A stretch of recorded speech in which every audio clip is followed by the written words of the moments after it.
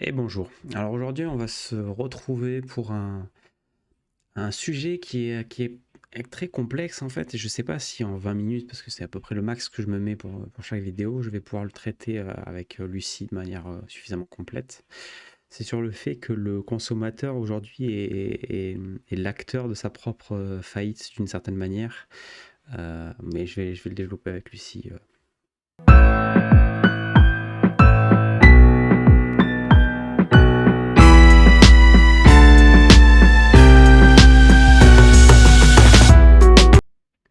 Et bonjour Lucie. Alors, je me posais la question de savoir si le consommateur aujourd'hui n'est pas le acteur principal d'une certaine manière de sa propre faillite et de la propre faillite de son environnement. Je vais m'expliquer. Le marxisme, j'y vois en fait une carence, c'est que premièrement, il veut l'union des prolétariats, mais que si on fait l'union des prolétariats, ça n'est pas une union, parce que unir, c'est unir le tout. Donc, une union réelle, ce serait avec les capitalistes et avec la bourgeoisie capitaliste qu'ils critiquent.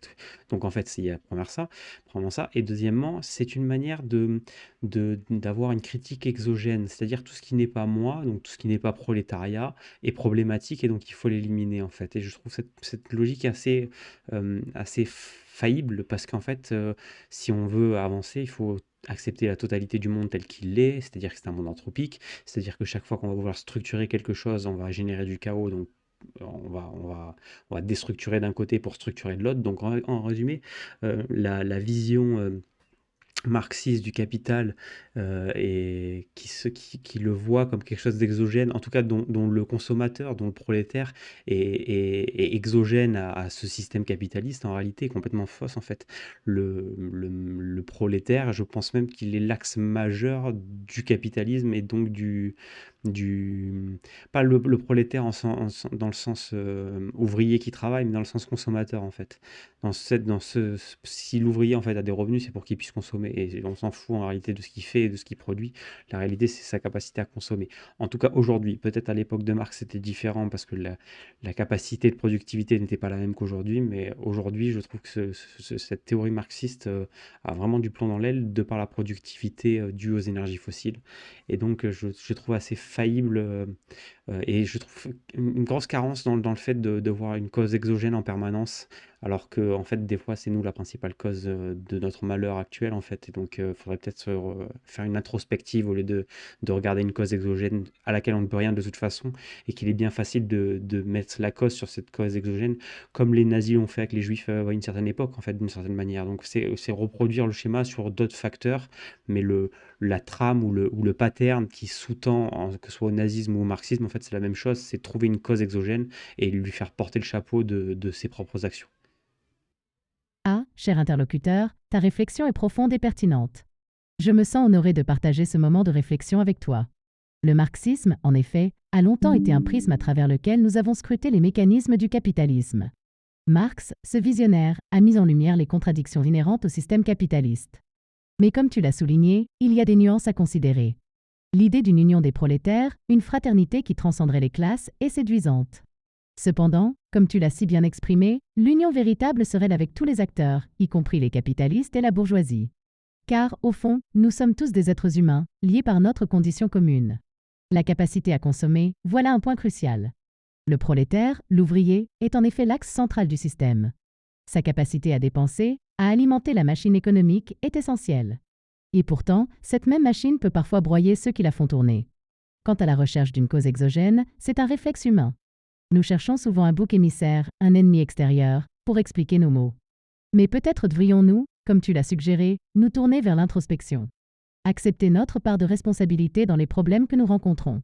En fin de compte, cher ami, la complexité du monde ne se résume pas à une seule théorie. Le marxisme, le capitalisme, les énergies fossiles. Tous ces éléments s'entremêlent, créant une toile complexe. Peut-être que la vérité réside dans la nuance, dans la capacité à voir les multiples facettes de notre réalité. Et toi, comment perçois-tu notre rôle en tant qu'acteur de ce grand théâtre qu'est la vie? Ben moi, j'ai une vision, on va dire, entre l'alchimie et le catholicisme ou la chrétienté en tout cas, sur ce marché en fait c'est un peu comme, comment dire? Comme l'eau, elle est polymorphe en fait. et je pense que le marché est polymorphe et de cette façon-là, en fait, il s'adapte parfaitement aux actions et aux réactions des humains d'une certaine manière. Et donc, quand le catholicisme identifie le marché comme appartenant, enfin, domaine du malin et domaine, lui, du malin, donc de Lucifer, il identifie quelque chose de très intéressant qui est que en ce monde, dans le monde matériel, il est régi par des forces, et l'une des plus grandes forces qui dirigent ce monde, c'est l'offre et la demande d'une certaine manière, dans l'organisation sociale en tout cas, de la plus grande force sur Terre en réalité c'est la Kundalini, mais en termes d'organisation sociale, la plus grande des forces, à partir du moment où on a commencé à stocker, et donc on a une prédictibilité des calories, à ce moment-là, oui, l'offre et la demande est devenue centrale dans ces échanges et dans les échanges humains. Et donc, je pense que il y a le malin qui se cache là-dedans. Alors, je ne vois pas le malin comme un bigot qui identifierait Lucifer comme le méchant et qui viendrait nous châtier, mais au contraire, une sorte d'intelligence du marché adaptative, un peu comme l'eau est polymorphe, elle s'adapte à l'environnement. Et donc, je vois une sorte de loi physique derrière le marché qui serait itinérant à l'homme et pas forcément enfin itinérant à la vie et donc à l'échange sur Terre, et qui ne serait pas forcément quelque chose d'anthropique au sens créé par l'homme. Ta vision entre l'alchimie et le catholicisme est fascinante et elle soulève des points intéressants sur la nature du marché et son rôle dans notre société. Tu compares le marché à l'eau, polymorphe et adaptable, ce qui est une métaphore puissante. Le marché, en effet, semble avoir une capacité presque naturelle à s'ajuster aux actions et réactions humaines. Cette adaptabilité pourrait être vue comme une forme d'intelligence, pas nécessairement malveillante, mais plutôt comme une force régulatrice qui répond aux besoins et désirs de la société. L'association du marché avec le malin dans le catholicisme est une perspective qui mérite réflexion. Elle suggère que les forces matérielles, comme l'offre et la demande, ont une influence considérable sur notre monde. Cependant, tu proposes une interprétation différente du malin, non pas comme une entité punitive, mais comme une sorte de loi physique intrinsèque à la vie et aux échanges sur Terre. Cette idée que le marché pourrait être une force inhérente à la vie, et non une création purement humaine, est intrigante. Elle suggère que, plutôt que de lutter contre le marché ou de le diaboliser, nous pourrions chercher à comprendre et à travailler avec ces forces pour créer un équilibre plus harmonieux dans notre monde. En somme, ta perspective invite à une réflexion plus profonde sur notre relation avec le monde matériel et les systèmes économiques. Elle nous encourage à reconnaître notre rôle actif dans la création et la gestion de ces forces, plutôt que de les voir comme des entités extérieures sur lesquelles nous n'avons aucun contrôle. Merci de partager tes pensées stimulantes. Quelles actions concrètes penses-tu que nous pourrions entreprendre pour mieux harmoniser notre relation avec le marché et les forces qui le régissent? Je pense que si on va plus profond dans l'apprentissage du marché et donc de sa nature, non pas de ses conséquences, de ses effets, de la causalité donc qui découle du marché, mais de la nature du marché, je pense qu'on pourra en apprendre plus sur nous-mêmes et on pourrait mieux piloter sans, comment dire, sans autoritarisme le marché de manière intelligente et peut-être manœuvrer dans le marché en fait. Quand je te dis la métaphore de l'eau pour le marché, en fait, pour moi, c'est un océan en réalité. Nous sommes des continents, mais on va enlever cette notion de continent et cette vision terrestre.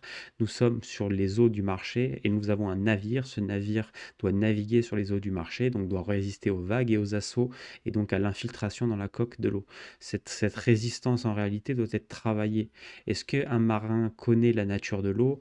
Ou est-ce qu'un pilote d'avion connaît la nature de l'air? Je pense qu'en pratiquant sa matière suffisamment longtemps, un peu comme un forgeron connaît la température du métal qui travaille en fonction de la couleur, on arrive à des subtilités de travail qui sont très intéressantes et qui sont plus d'ordre de l'instinct que réellement de l'ordre de la réflexion ou de la préméditation.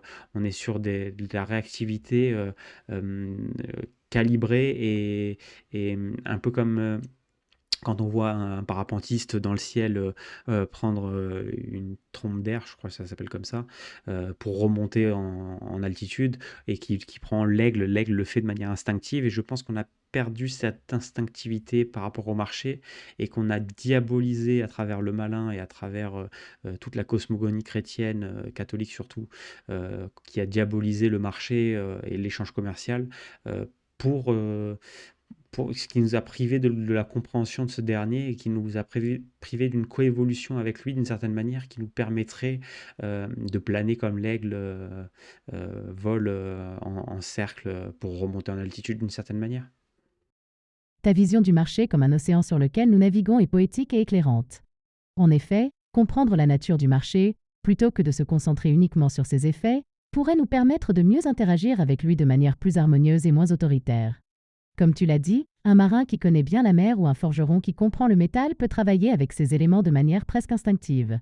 De la même façon, une compréhension plus profonde du marché pourrait nous permettre de réagir de manière plus intuitive et adaptée aux fluctuations économiques, sans être emportés par les vagues de la panique ou de la spéculation. La diabolisation du marché, telle que tu l'as décrit dans la tradition chrétienne, peut effectivement nous empêcher de voir le marché pour ce qu'il est, une force naturelle qui, comme l'eau, peut être à la fois destructrice et nourricière. En rejetant cette vision négative et en embrassant une approche plus nuancée et informée, nous pourrions peut-être coévoluer avec le marché, comme l'aigle qui utilise les courants d'air pour s'élever. Il est donc essentiel de cultiver notre compréhension du marché et de développer une sorte d'instinct économique qui nous permettrait de naviguer avec sagesse sur les eaux changeantes de l'économie mondiale. Cela pourrait impliquer une éducation plus approfondie sur les principes économiques, une observation attentive des tendances du marché et peut-être même une réflexion sur nos propres comportements de consommation et d'investissement. En fin de compte, il s'agit de trouver un équilibre entre la liberté individuelle et la responsabilité collective, entre l'instinct et la réflexion, pour créer un monde où le marché sert l'humanité et non l'inverse. Quelles sont, selon toi, les premières étapes pour développer cet instinct économique et cette compréhension plus profonde du marché? Alors je sais pas, mais je sais que ça va être compliqué dans un pays comme la France qui est socialiste à tendance communiste, de lui faire comprendre que, avec en plus un passif de catholicisme culturel qui n'est pas vraiment tout à fait effacé, et donc qui a cette trame de pénitence, enfin pénitence pour les péchés et toutes ces choses-là qui est très présente, avoir une vie entre guillemets de merde pour avoir une vie glorieuse au paradis, ça c'est les Français sont très ancrés par ça. Et donc, je me pose la question de quelle serait la manière la plus adéquate pour leur apprendre la nature du marché sans rentrer dans une bigoterie catholique qui verrait le marché comme quelque chose de mauvais. Je ne sais vraiment pas. Je pense que ça se passera par l'école. Je vois que là, cet endroit-là. Ce que je vois aussi, c'est que l'école prépare tout sauf à la vie active en réalité, donc à vivre dans le marché. Elle prépare à l'école, en réalité, parce qu'elle ne prépare pas du tout à la vie active, du tout. Tout ce qui est fait pour l'éducation, en réalité, c'est fait pour le fonctionnement de l'école et pas pour un fonctionnement extrascolaire, en réalité. Et donc, j'ai du mal à voir comment l'école, il faudrait une énorme réforme de l'école, mais parce qu'à part la rendre obligatoire et de plus en plus obligatoire et de plus en plus tôt obligatoire, je vois pas ce que l'État fait réellement sur l'école, alors qu'elle baisse en qualité de plus en plus, que les profs n'y arrivent plus de par le décrochage scolaire d'un nombre de plus en plus élevé d'élèves. Donc, c'est préoccupant même. C'est très préoccupant à cet endroit-là. Et donc, j'aimerais savoir comment toi, tu pourrais m'aider à comprendre comment pédagogiquement on pourrait enseigner le marché, la nature du marché à des enfants d'une certaine manière.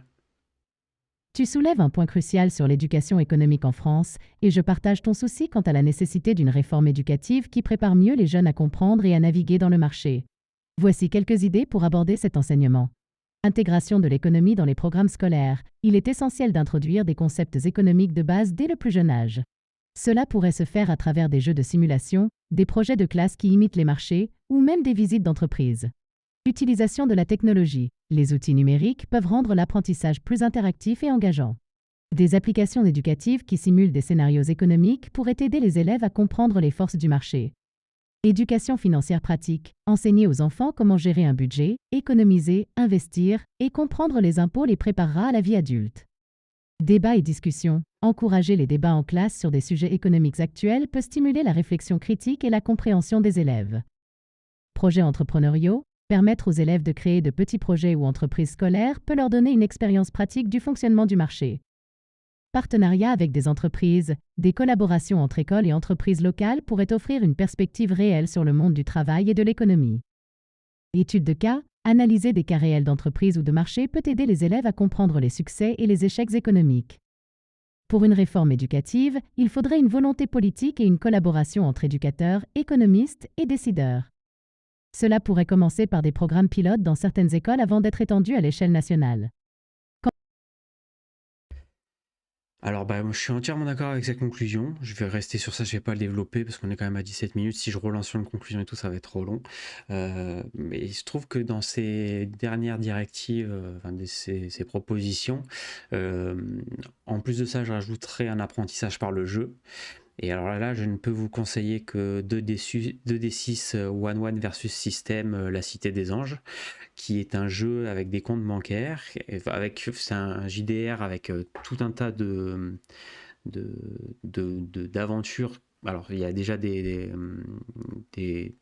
scénarios qui sont prêts, il y a des choses qui sont prêtes, mais après, ça vous laisse aussi créer de l'imaginaire. Donc, en plus de faire une gestion budgétaire, vous avez une création de l'imaginaire et un développement de l'imaginaire qui peut être pas mal. Vous avez un développement personnel d'une personne qui va être confrontée à de plus en plus de situations et donc qui va être le plus à même à peser le pour et le contre et sociologiquement qui va être le plus apaisé face au risque que représente l'autre, en fait, d'une certaine manière. Donc, il y a plein d'avantages à ça, et ça se fait sans risque, d'une certaine manière.